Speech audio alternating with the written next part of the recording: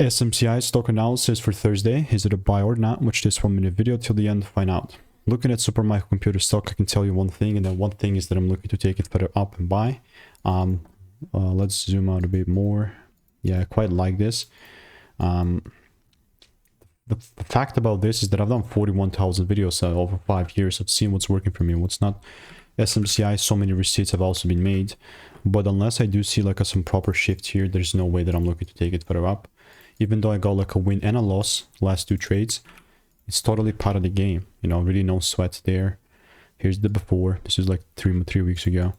So yeah, this is phenomenal. I actually quite like it. And if I do not see the price, I mean, I don't like this at all as of right now. I mean, the only way they will make me buy this market is if the price corrects a bit lower and gives me a shift.